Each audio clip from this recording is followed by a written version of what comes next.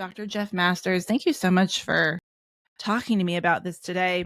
I've read your account of this event, and it is unbelievable. It is like reading a movie script. I was very captivated.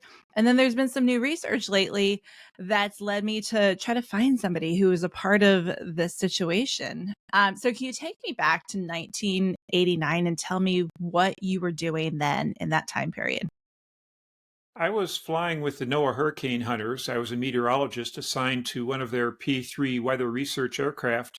These are big four-engine turboprop aircraft that fly right into the eyes of hurricanes at relatively low altitude with the mission of providing data to the National Hurricane Center in real time so they can make the best forecasts, and also for doing research. We carried research scientists from NOAA's Hurricane Research Division on board.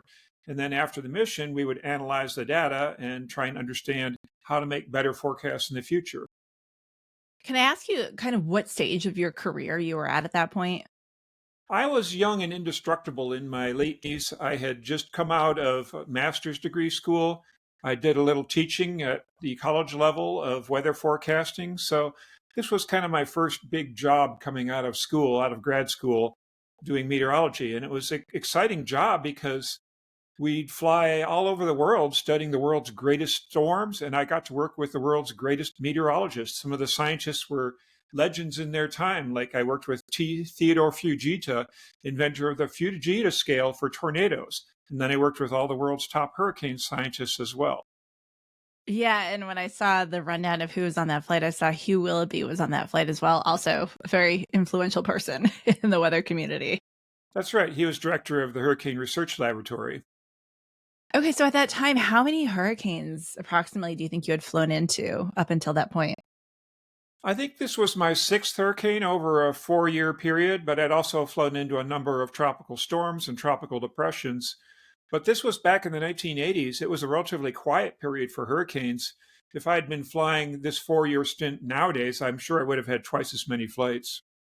Were the hurricane hunters flying into other things at that time, like winter storms? Yeah, I did 3 winter storm projects, one based in Norway, one based in Seattle, and one based in Anchorage. Okay, so tell me about that day and kind of the preparation of what was going on before you took flight into Hurricane Hugo. So we had 2 airplanes that were going to fly a research mission into Hurricane Hugo as it came across the Atlantic from its birthing grounds near the coast of Africa. We were based in Barbados, which is the first island that you can reasonably base out of to intercept a hurricane that's coming across the open Atlantic there. So it's about a 3-hour ferry flight in this case to get to the storm, actually maybe 2 hours. And we were going to be the first plane into the storm because there was nothing as far as land bases between Barbados and the coast of Africa. And somebody's got to be the first to fly into a hurricane, and we were going to be the first. So that carries an element of risk with it because you don't have observations from the previous flight to tell you how bad this is going to be. You've only got satellite estimates. And that year, it turned out we didn't have very good satellite estimates because we only had one geostationary satellite in orbit. The other one had failed that year, and that meant that they had to move the one existing one to an intermediate position where you're no longer getting as high quality of data over the Atlantic because that satellite's looking down at an oblique angle. And in order to get a satellite estimate of a hurricane strength, you need to measure how warm it is in the eye of the hurricane. That warmth is directly proportional to how strong the hurricane is. And in the case of 1989, if you're looking at an oblique angle out towards the edge of the Atlantic there, you're not going to see directly down into the eye of that hurricane to get the full measurement of its warmth. And it turned out Hugo had a very small eye. It was only about 10 miles in diameter. So that also limited your capability to make a good measurement of how strong it was. And we went into that storm thinking it was going to be a Category 3 storm based on satellite measurements. There were no other hurricane hunter measurements to say yay or nay that that was a good estimate.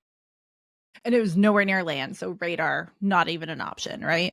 There was no radar back then in the Caribbean. Weather radars are expensive, and most of the islands didn't get them until just the last few years. Okay, so you're getting ready to take off. What's the crew look like? Who's on board? How many people are on board? Is there media on board at that point? So we have a standard crew complement of two pilots, a flight engineer, a navigator, the flight meteorologist, which was my job, and then we had a radio operator and three or four engineers, electronic engineers that take care of all the meteorological equipment like the Doppler radar and the probes that measure the wind, temperature, pressure, and so on.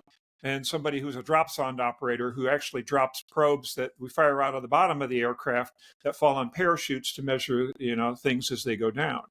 So in addition to that, we had scientists on board from NOAA's Hurricane Research Division. I think 4 or 5 of them were on board. That's pretty typical. And then we had one reporter. A young lady from the Barbados newspaper was on board. Usually we have a couple reporters, and the full complement is anywhere from 14 to 18 people. Okay, so you take off. What's the first beginning of this mission look like? Are you feeling good about it? Are you nervous? Where are you headed? We're wanting to fly out to the east, out over the open Atlantic towards the hurricane. But as soon as we take off, our main radar fails. And that's a bad thing because you want to get that data not only to do your research mission, but it's also a safety thing. If you can't see where you're going so well, then it's not going to be as safe a mission. So we actually orbited for, I don't know, a good 20 minutes or so while our electronic technicians worked to fix the radar. And, we're feeling a little anxious at that point because we're not getting a good view of what the storm looks like on radar, which we really wanted to get to estimate its intensity and judge if we were making a safe mission or not. And as it turned out, this mission was a particularly risky one in the planning stages. We were planning on going in at low altitude, 500 feet. Normally, when you fly into a hurricane, you're at 10,000 feet, which is safer because usually the turbulence is less strong up there. And if you do happen to hit a big downdraft, well, it's not going to be a danger to plunk you in the ocean. So we were going to fly at 1,500 feet, which we had gotten away with the previous week in another hurricane. And it was an important mission objective because in order to understand how a hurricane intensifies, you really need to look down at the low levels, the interaction with the ocean, which is where it draws its energy from. Hurricanes are heat engines. They pull heat energy from the ocean, convert it to the kinetic energy of their winds. And unless you're understanding that interface down near the surface, you're not really going to be able to understand how the hurricane is ticking. So there we are orbiting at 1,500 feet, wanting to go out to the hurricane and not being able to because the radar was broken. So finally, the electronic technicians fixed the radar. They are unbelievable, the kind of things they can do with the equipment that gets pounded in this very unforgiving environment. They work miracles to get all this equipment working in hurricanes. So we finally got the radar fixed, and then at that point, we were not given a lot of time to reconsider what we were going to do. We were in a time crunch now because we'd spent a lot of time, orbiting trying to get the radar fixed. And as it turned out, we didn't really get a good look at what the radar was showing us of Hugo.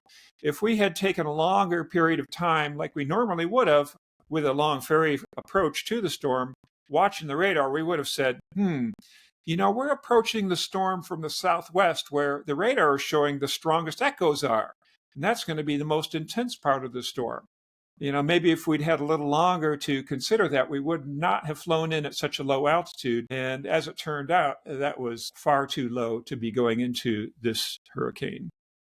So when the radar came back on and you saw that, but it was kind of too late to shift decisions, did you feel uneasy at that point? Or were you like, let's just go for it. Let's do it. I Ready. felt pretty confident, even though I was a young guy in my days, and I'd been flying for 4 years. So, I had a pretty good base behind me, but I was flying with the world's greatest hurricane scientists, and they'd been through all this kind of stuff before. And I felt, they're going to point out anything that is amiss here as far as safety goes. And then our chief pilot, he was a veteran of 20 plus years flying into hurricanes. So I felt a lot of confidence that any one of the three of us had the power to say, let's not do this at low altitude.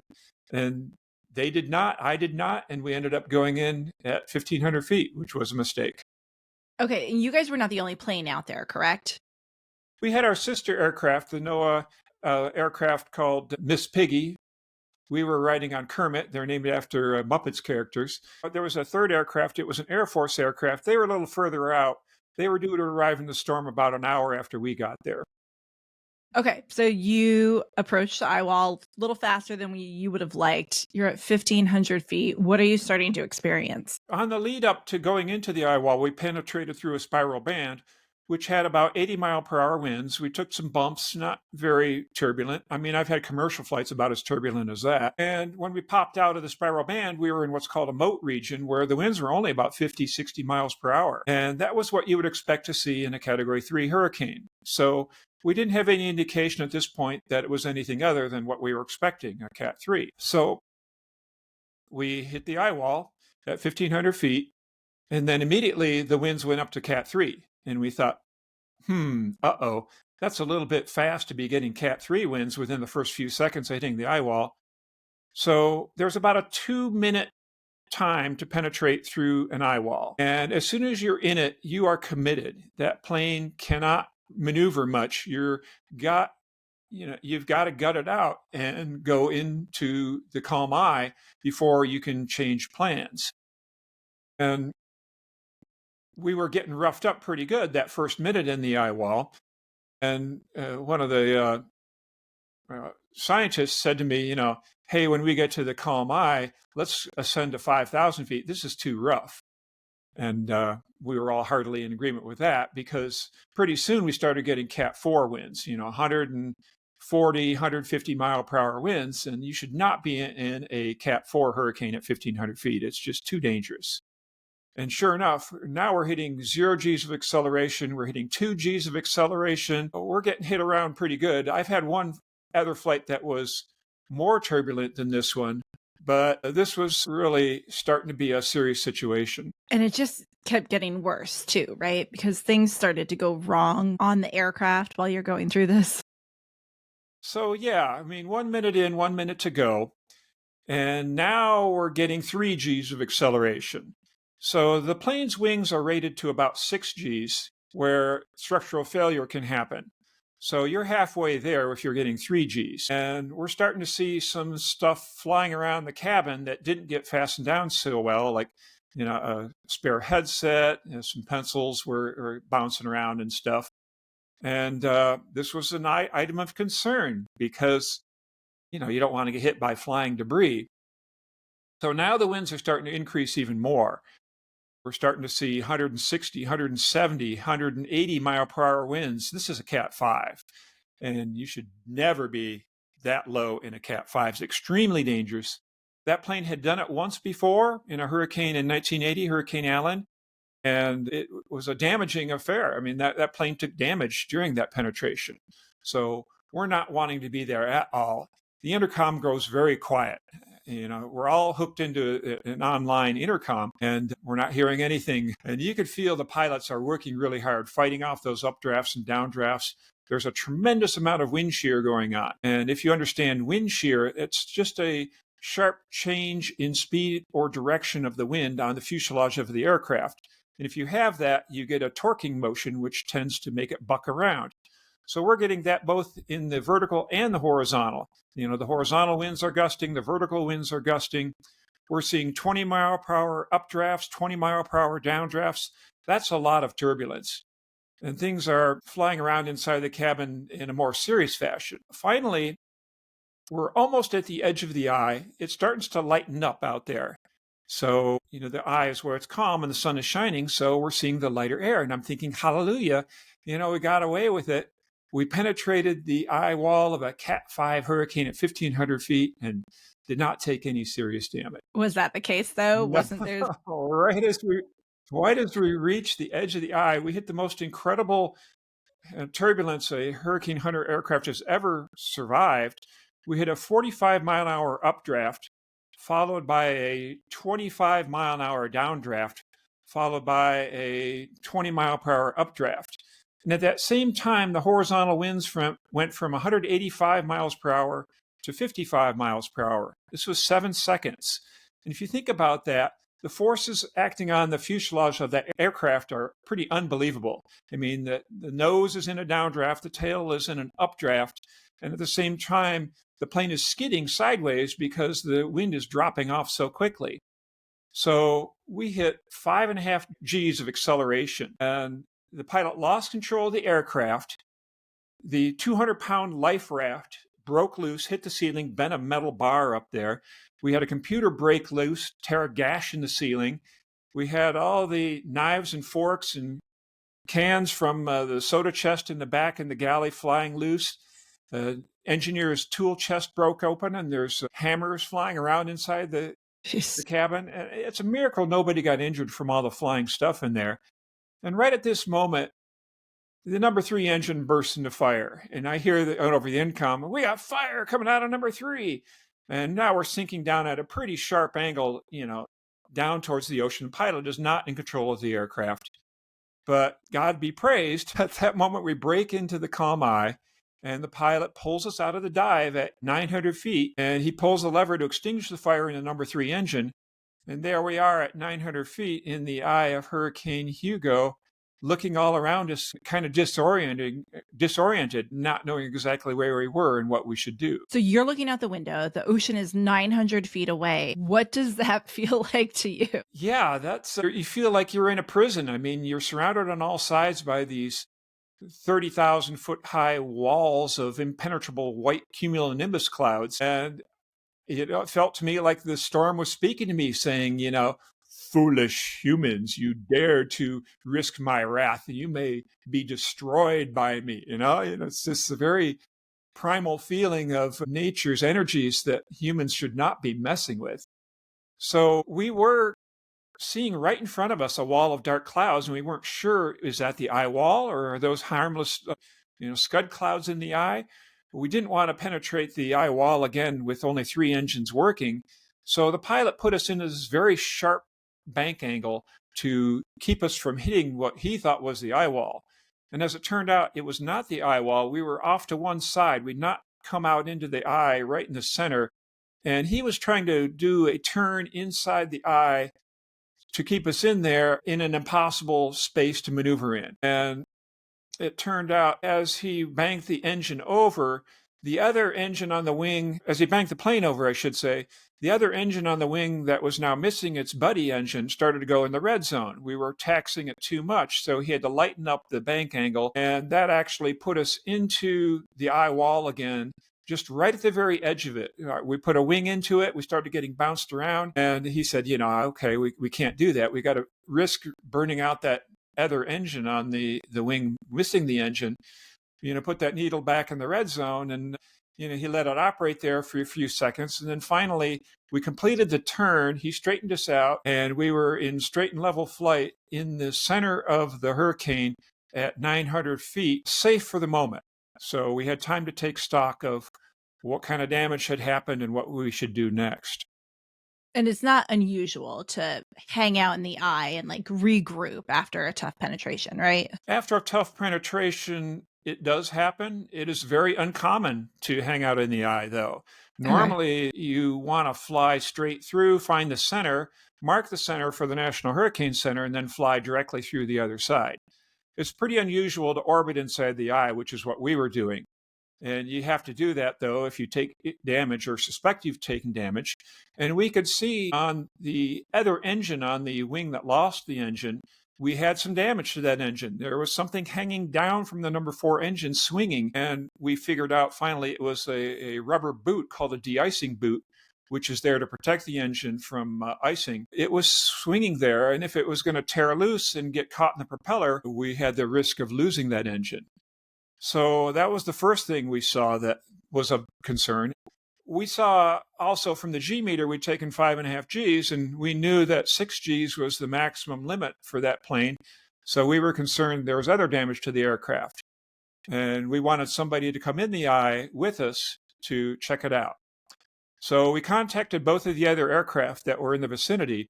Our sister aircraft was pretty far out. They weren't going to be able to make it to us for another 45 minutes. But the Air Force aircraft was right at the edge of the eye wall. They were getting ready to make their penetration in at 10,000 feet, and we asked them for help. And they said, okay, after we do our penetration, we will spiral down to your altitude and come check you out and look for damage. So they penetrated in the eye wall at 10,000 feet and spiraled down to our altitude. And we're actually at this time trying to spiral higher. Our mission is to get as high as possible to exit the storm because there's less turbulence at higher altitudes and less chance of a downdraft taking you into the ocean. So in order to spiral higher, we are dumping fuel. So we dumped half of our load of fuel into the ocean, shut off all of our electronics to avoid having a spark ignite the fuel while we're doing that. And at the same time, we're checking out all our scientific probes. We carried 1,000 pounds or so of buoys that would go in the ocean to measure ocean temperatures, atmospheric probes that would fall on parachutes to measure the temperature, pressure, wind, and humidity. Those all went out into the ocean. Very well sampled eye. So as we're spiraling higher, we're also having to encounter the twin problems of we're at a pretty sharp bank angle. It's hard to climb when you're banked over. It's a tiny eye. It's 10 miles diameter. A big plane like that can't climb well in a bank angle that steep of maybe 20 degrees or so. Also, it's an area of low pressure. You've got less lift if you've got a lower density atmosphere. Atmospheric pressure is about 10% lower than normal because it's a Category 5 hurricane. So at the end of all this, lightening the load and orbiting to try and get higher, we were only able to get to 6,000 feet. That plane can normally get to 25,000 feet in that, straight and level flight. But we were stuck at 6,000, and that was where we were going to have to exit the hurricane. So the Air Force airplane spirals down to 6,000 feet, and the two pilots do this remarkable close flyby in the 10-mile wide diameter of a Category 5 hurricane.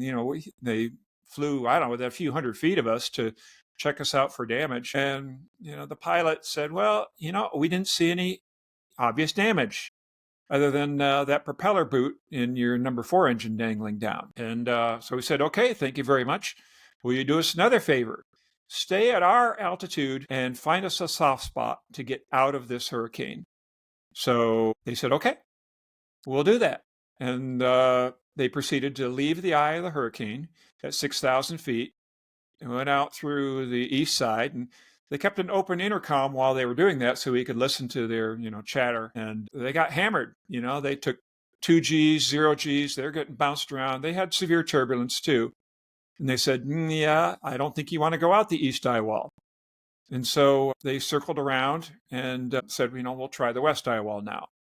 So while they were doing that, we're trying to ascertain what we need to do next. And we've actually been in the storm for the eye for 45 minutes or so. And we're getting a little low on fuel. We dumped out so much fuel that now we've got only maybe an hour reserve if we turn around now to get to base.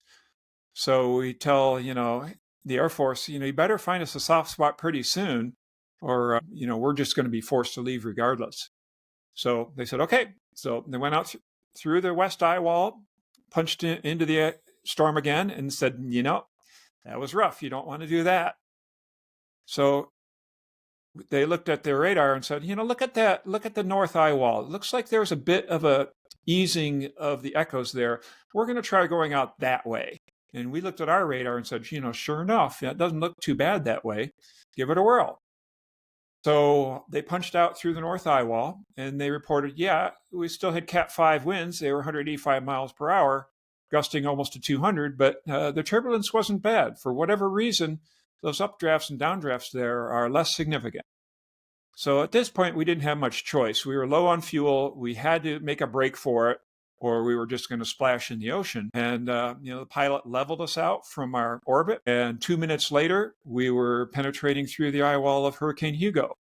And son of a gun, if the Air Force pilot wasn't right, those updrafts and downdrafts were pretty minimal. I mean, no worse than that spiral band we hit early in the flight. And after 2 minutes, we popped out into the clear and we winged our way home to Barbados. Okay, so let's go back to when you were in the eye and what you as the team were doing. I know, the pilots were trying to figure out how they're going to get out of there. What was everybody else on the plane doing? Like looking at the radar, are you trying to help make that decision? Are you cleaning up stuff that's been flying around? Is everybody changing their pants after that IOL penetration? Yeah, the main thing we had to do is make sure that we were going to be safe to penetrate the eye wall again, which meant cleaning up the cabin. So we stowed away all the loose gear and tied it down real good this time, much better than we had. In particular, that 200-pound life raft we didn't want to see flying around anymore. The bathroom was a disaster. We just took everything that we couldn't figure out what to do with and tossed it in there and said nobody's going to use the bathroom the rest of this flight. And a couple of our engineers had to coordinate the fuel dumping operation. They have to actually monitor out the window, watching as the fuel's coming out to make sure that that's going according to plan.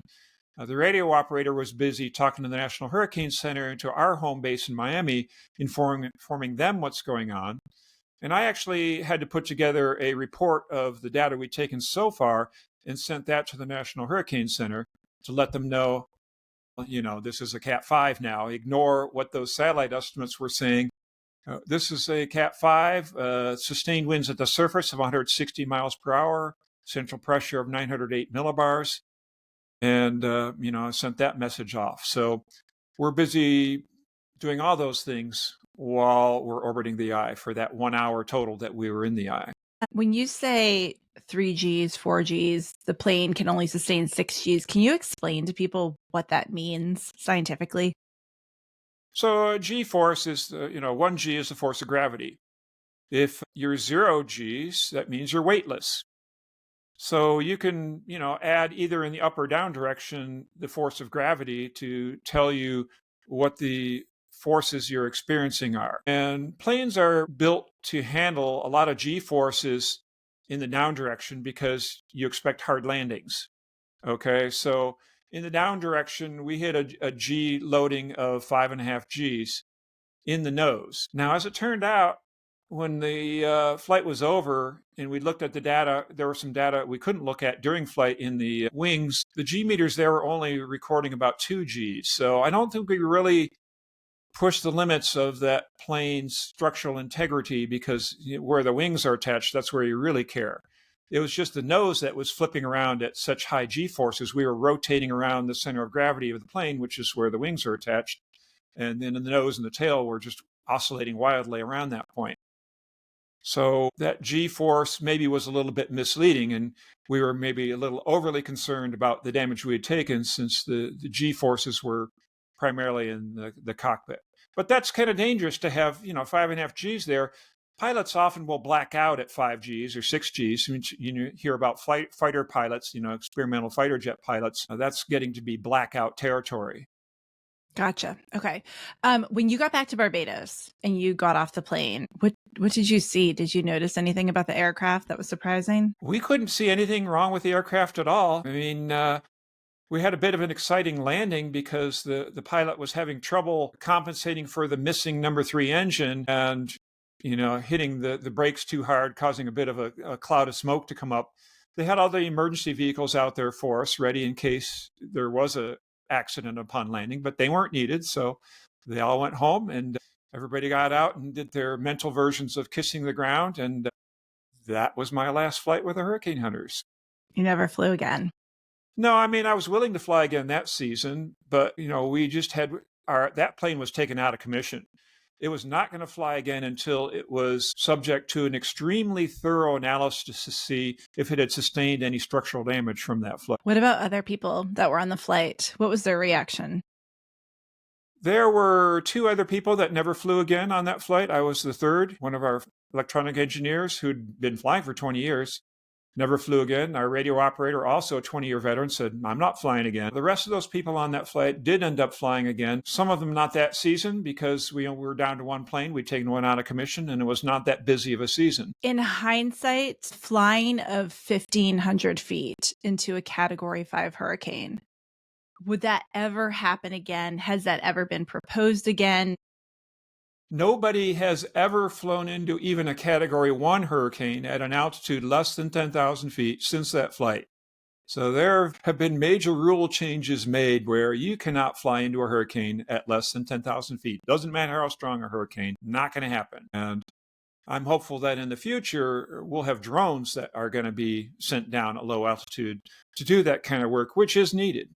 I read in your article, or I got the sense from reading your article, that there was some self-doubt and some self-criticism and blaming. I know there were a lot of people making this decision, but the weight of what went on, did you feel that? Yeah, definitely. I mean, I was not happy with failing my job from the number one, most important aspect, safety. I mean, that should be number one. It's easy to get complacent in any job, I think, and certainly we got overly complacent.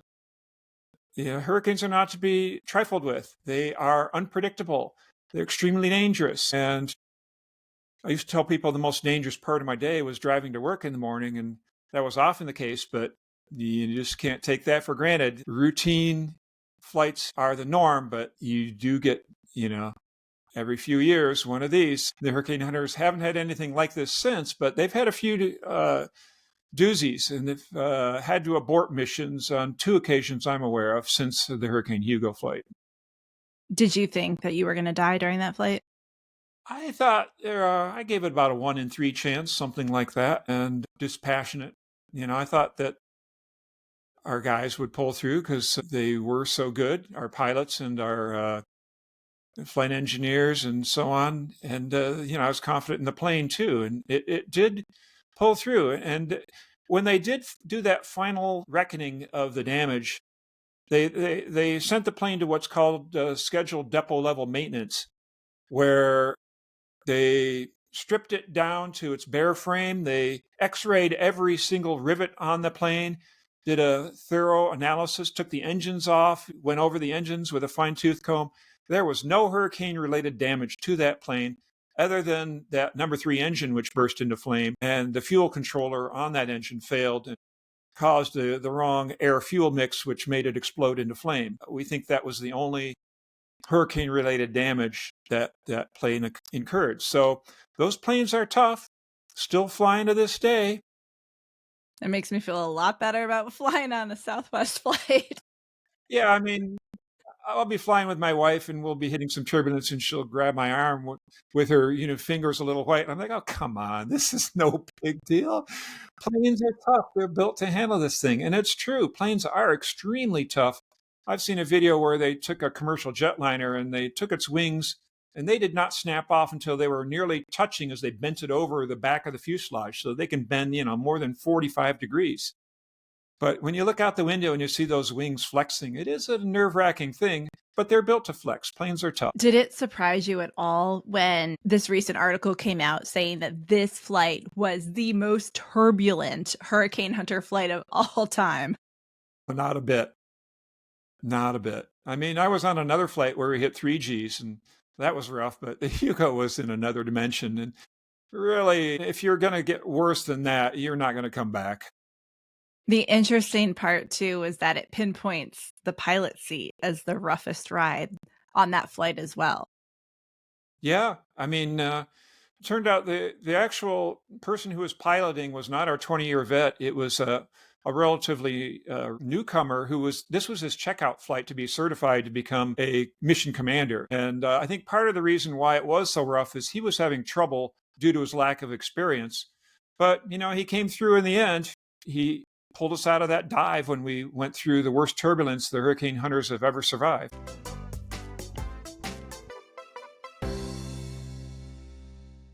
Dr. Josh Wadler, let's talk about Hugo and let's talk about this bumpiness factor, because this is something you came up with in recent years. Can you tell me where this stemmed from? So we were on a flight into Hurricane Ian back in 2022, which was a Category 5 storm at the time. And it was just an insanely turbulent flight. The plane was bouncing back and forth, and we were just like, what's going on? And so, we had our mission, we met all objectives, and on the ferry back to base, we were all like, was that the worst mission you've ever been on? And, we're all talking, but it's hard to compare years to years, long time between. And so I was like, we're scientists, let's try to figure it out. And so we came up with a metric to rank flights based on the available data from those flights. All right. And your initial research kind of focused on more recent hurricanes, right? Yeah, it's just based off of data availability, basically. So that first round, you were right. Like Ian was bad, right? Yeah, Ian was the worst flight since 2004, which is the farthest back we can go from regularly posted data. Okay. And what does this take into account? Like what kind of metrics are you looking at here? So it takes into account 6 different types of motions. Motions front, back, side, side, up, down. Like most people would think of turbulence, you think up, down. It also includes rotations of the aircraft. So you could think of the aircraft like pitching up, like for takeoff, or pitching down for landing.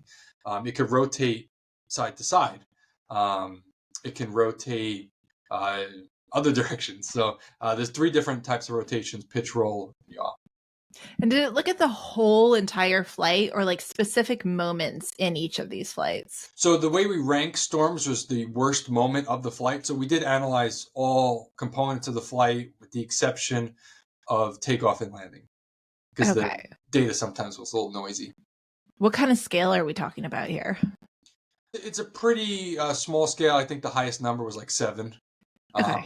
So ranked 0 to 7. And Hugo was like 30% worse than Ian, which was like 30% worse than the next storm after that. So they do get separated based on severity.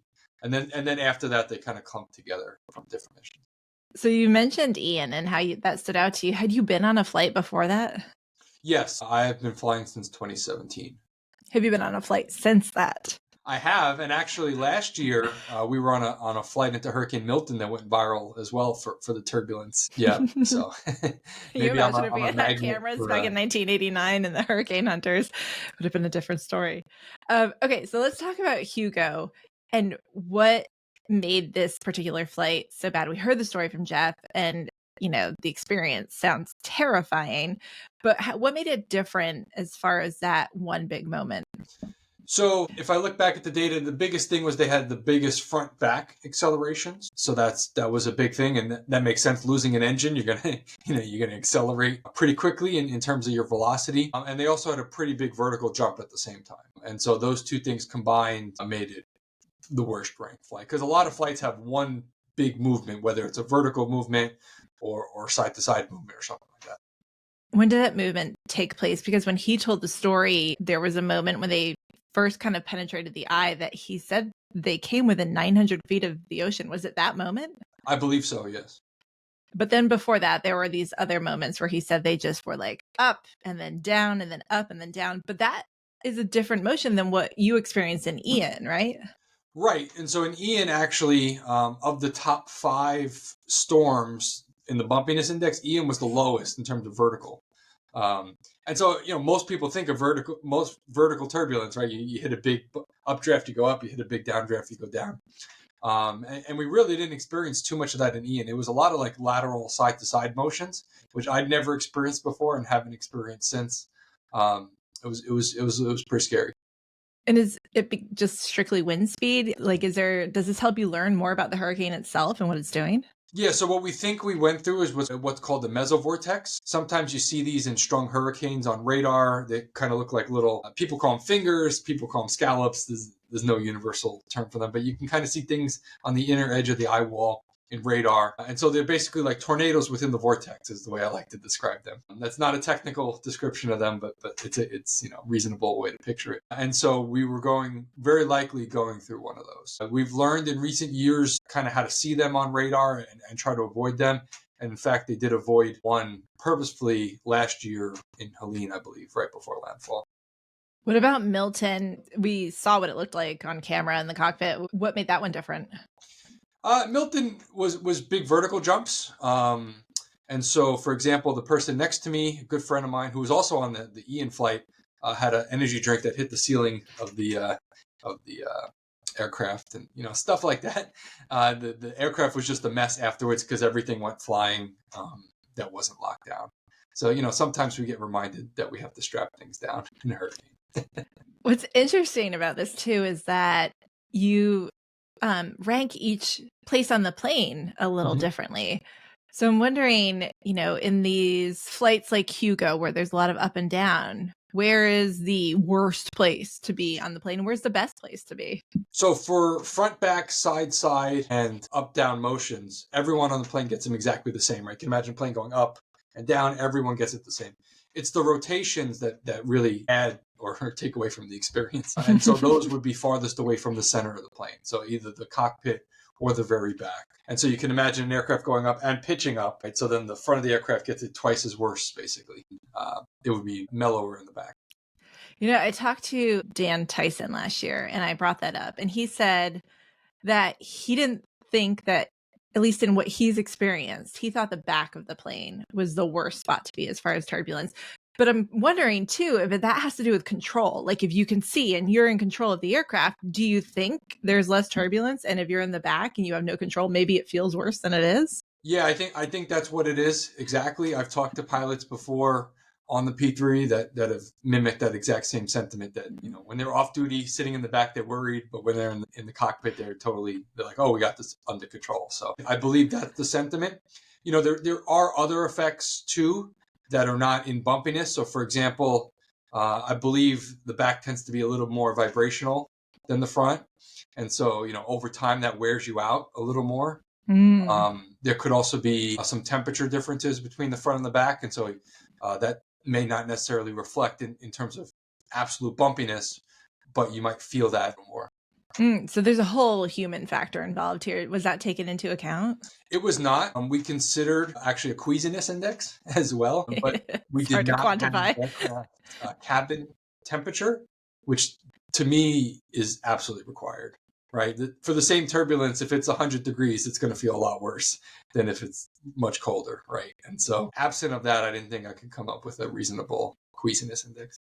Gotcha. Okay. So remind me, what number was Ian? I have it right here. Ian was 6.04. And Hugo? Hugo was 7.86. What was the highest of all of the hurricanes? 7.86 was Hugo. Was Hugo. So it was Hugo, 7.86, Ian, 6.04, and then the third was Irma, which was 4.50, and then they get pretty close together down the rankings. So you were on the second worst flight of all time. I was on the second worst flight of all time, yes. And just so that people can kind of quantify this in their brains, let's say you're on a commercial aircraft and you're, going through kind of turbulent weather, maybe a thunderstorm nearby. What might that be on the scale? Probably a pretty small number. How low? I don't know for sure, but probably on the order of 1. Okay. We've all been there on commercial aircraft where people next to you are kind of freaking out, and I'm just sitting there like, there's nothing. All right, what's next? What are you going to do next? Are you going to continue to kind of dive into these numbers and study more hurricanes? Is there practical use for this down the road? Yeah, definitely practical use. I'd like to understand how humans respond to turbulence cognitively. It's my belief that at some point you're just so shook that your mind may not be making decisions as effectively as when you're calm. Try to make decisions while you're in the middle of a roller coaster, right? It's kind of hard, right? And so maybe we need some sort of guidelines for decision making based off of turbulence quantities. We have it for the aircraft, right? If the aircraft hits 3 Gs of vertical acceleration, it has to return to base for inspection. That's a requirement of the Hurricane Hunter. I could think of something similar from a human factor standpoint. Wow, this is really cool stuff. Like, are you talking at all to like therapists, like psychiatrists about this and decision making based on this sort of stress? Yeah, I've talked to some human factors folks. I mean, like what I want to do is see how effective decision making is, and the most objective way to do that is like math problems. And so you give someone a math problem, a sheet like you would in elementary school. You solve some multiplication tables, just sitting calm, and then put someone on a shake table basically, and then make them do the same thing and see how the results change. It's my guess at this point, we haven't done this yet, but it's my guess that it's kind of like a step function. Up to a certain amount of turbulence, then there's no issue, and then all of a sudden it's like this is a problem. And so that would be my expectation, but I don't know what that threshold would be. Have you learned anything by watching the media folks that are on these flights, like their first flight ever, how they respond? So there was a media person on the Ian flight. It was actually the first launch of our Next Generation UAS, which is the reason I was there. And he was having the time of his life. Yeah, he loved it.